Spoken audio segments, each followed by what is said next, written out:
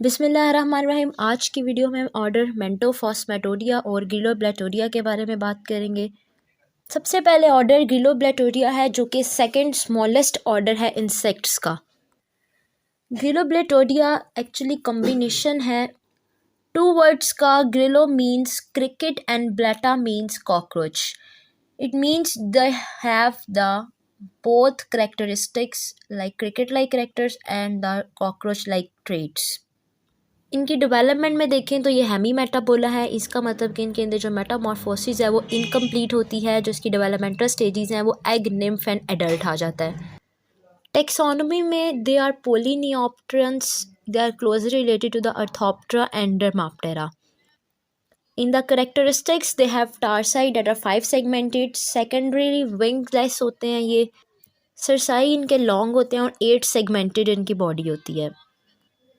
इनकी फैमिलीज़ में सिर्फ एक ही फैमिली है इस ऑर्डर की, जिसके अंदर से इसके आगे से 4 जेनरा आ जाते हैं। उस फैमिली का नेम है ग्राइलोब्लैटिडी।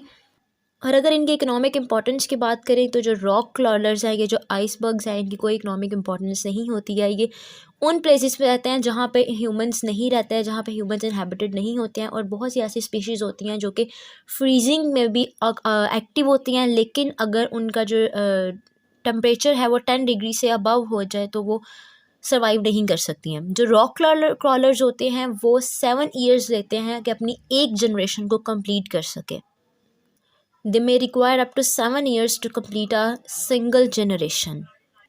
ये जो आइसबर्ग्स होते हैं ये रहते ही टॉप ऑफ द माउंटेन्स में रहते हैं, जो कि बहुत ज़्यादा सर्दी में या ग्लेशियर्स के एंड्स पे रहते हैं। इसलिए मोस्ट फ्रीजिंग जो इन्वायरमेंट है उसको सर्वाइव कर सकते हैं उसमें। नेक्स्ट ऑर्डर आ जाता है ऑर्डर मेंटोफॉस्मेटोडिया। मेंटोफॉस्मेटोडिया में एग्जांपल आ जाती है ग्लैडिएटर्स बग्स की, हील वॉकर्स जो कि मेंटोफॉस्मेट्स हैं।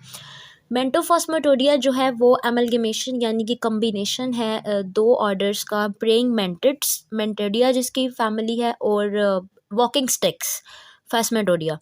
ये इनकी जो इकोलॉजिकल और फिजिकल करेक्टरिस्टिक्स हैं उनका एक कम्बिनेशन है। It reflects the blend of physical and ecological characters found in these insects.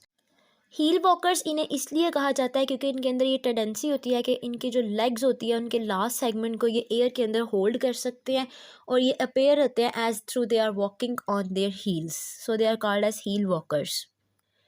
मेंटोफॉस्मेटोडिया जो है वो स्मॉलेस्ट ऑर्डर ऑफ इंसेक्ट्स है। जिस तरह जो ग्रिलोब्लैटोडिया था वो सेकंड स्मॉलेस्ट ऑर्डर था, और मेंटोफॉस्मेटोडिया जो है वो स्मॉलेस्ट ऑर्डर है।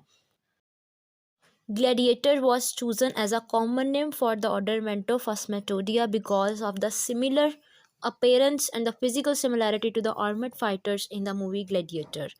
इनके डेवलपमेंट में देखें तो ये अगेन हेमी मेटाबोला है, इनकम्प्लीट डेवलपमेंटल स्टेजेस होती हैं, और टेक्सोनोमी में they are the Polyneoptera closely related to the ग्रिलोब्लैटोडिया।